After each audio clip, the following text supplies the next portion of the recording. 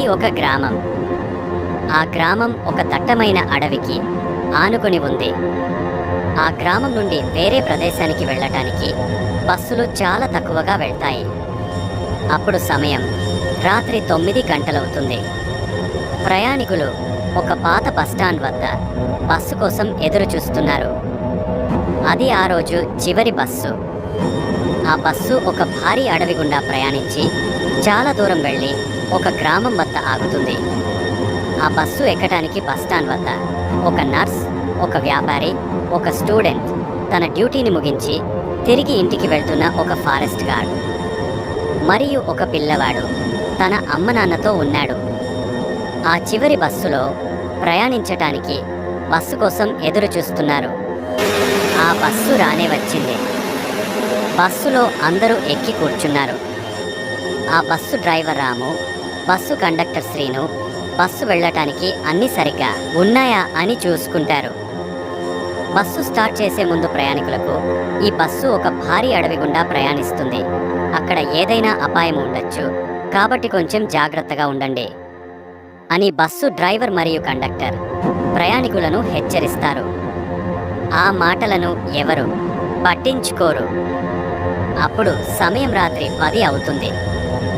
Bus start చేసి కదలడం మొదలుపెట్టారు. అలా కొంత దూరం వెళ్ళారు. అక్కడ దారిలో ఒక చెట్టు పడిపోయి ఉంది.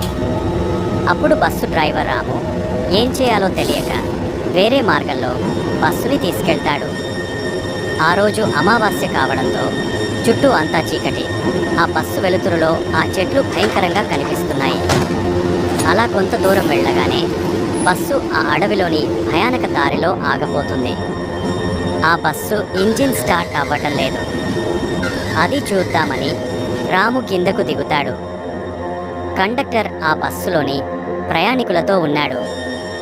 డ్రైవర్ ఆ బస్సు రిపేర్ చేద్దామంటే చుట్టూ చీకటి. అతని దగ్గర ఉన్న టార్చ్ లైట్తో చెక్ చేస్తాడు. అంతా బాగానే ఉంది కదా, మరి ఎందుకు స్టార్ట్ అవ్వటం లేదు అని అనుకుని మళ్ళీ స్టార్ట్ చేశాడు. అయినా స్టార్ట్ అవ్వటం లేదు. ఏమైందో డ్రైవర్కి అస్సలు అర్థం కావటం లేదు. అప్పుడు ఒక మనిషి అరుస్తున్న శబ్దం వినిపించింది. ఆ శబ్దం ఎక్కడి నుండి వస్తుందో అర్థం కావటం లేదు. అది చాలా భయంకరంగా ఉంది. అందులో ఉన్న చిన్న పిల్లవాడు చాలా భయపడిపోతాడు. తన తల్లిని గట్టిగా పట్టుకుంటాడు. బస్సులో ఉన్న ప్రయాణికులకు ఏమీ అర్థం కావటం లేదు. చాలా భయపడిపోతారు. అప్పుడు అందులోనే ఉన్న ఫారెస్ట్ గార్డ్ చూడండి, ఎవరు భయపడకండి, అది ఒక జంతువు అరుపు కావచ్చు అని వారికి ధైర్యం చెబుతాడు.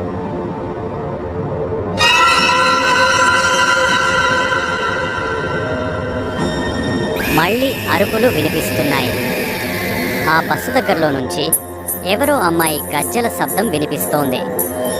ఆ శబ్దం ఏంటో అని అందులో ఉన్న ఒక నర్స్ తన దగ్గర ఉన్న ఫస్ట్ ఎయిడ్ బాక్స్ నుంచి ఒక టార్చ్ లైట్ తీసుకొని బస్సు దిగుతుంది.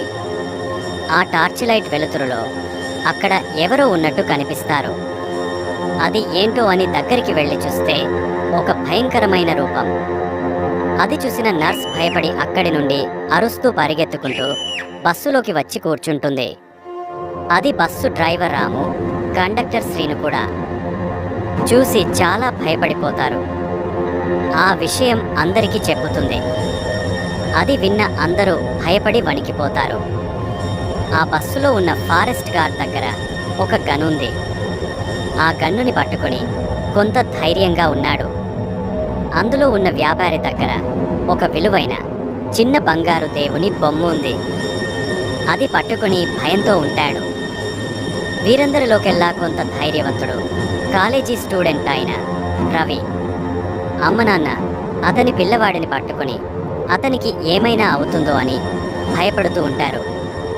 అప్పుడే ఆ దయ్యం భయంకరంగా అరుస్తూ ఆ బస్సు దగ్గరకు వస్తుంది. ఈ బస్సులో ఉంటే అందరినీ చంపేస్తుంది అని ఆ ఫారెస్ట్ గార్డ్ కిందకు దిగ పారిపోండి అని అంటాడు. వారందరూ కిందకు దిగ పారిపోతూ ఉంటారు. అప్పుడు ఆ దయ్యం వారి దగ్గరకు వచ్చి డ్రైవర్ రాముని పట్టుకొని చంపేసింది. అప్పుడు ఆ ఫారెస్ట్ గార్డ్ దగ్గరే గన్నుతో ఆ దయ్యంపై కాల్పులు జరుపుతాడు. ఆ దయ్యానికి ఏమీ కాదు. అప్పుడు ఆ ఫారెస్ట్ గార్డ్ దగ్గరకు వచ్చి అతన్ని చంపేస్తుంది. అలా ఒక్కొక్కరిని చంపడం మొదలు పెడుతుంది. ఆ నర్స్ తన దగ్గర ఉన్న లైట్ పడేసి అక్కడే ఉన్న వ్యాపారి కూడా ఆ నర్సుతో భయంతో పరిగెడతాడు. అతని దగ్గర ఉన్న దేవుని బొమ్మను పోగొట్టుకుంటాడు. వారి వెంట వచ్చిన దయ్యం వారిని కూడా చంపేస్తుంది.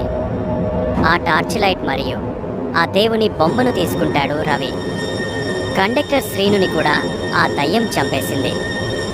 అలా చంపుకుంటూ ఆ దయ్యం పిల్లవాడు అతని అమ్మ నాన్నల దగ్గరకు వస్తుంది.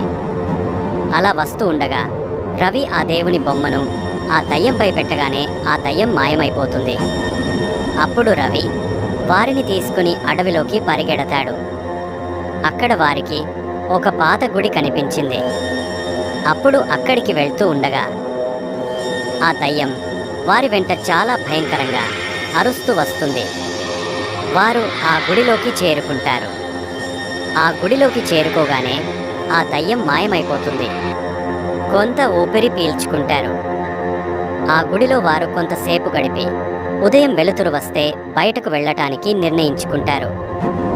ఉదయం వెలుతురు వచ్చిన తర్వాత వారు ఆ గుడి నుండి బయటకు వస్తారు. వారు చుట్టూ చూసినప్పుడు ఫారెస్ట్ గార్డ్, నర్సు, డ్రైవర్ రాము, కండక్టర్ శ్రీను మరియు మరికొందరు ప్రయాణికులు దెయ్యం చేతిలో రాత్రి మరణించారు. ఆ మరణించిన వారు అక్కడ లేరు. అక్కడ బస్ మాత్రమే ఉంది. రవి ఆ బస్సుని స్టార్ట్ చేస్తే స్టార్ట్ అవ్వదు. అలా 2 సార్లు స్టార్ట్ చేస్తే ఆ బస్సు స్టార్ట్ అవుతుంది. అప్పుడు వారు అక్కడి నుండి వారి గ్రామానికి వెళ్ళిపోతారు. ఈ స్టోరీ మీకు నచ్చితే లైక్ అండ్ సబ్స్క్రైబ్.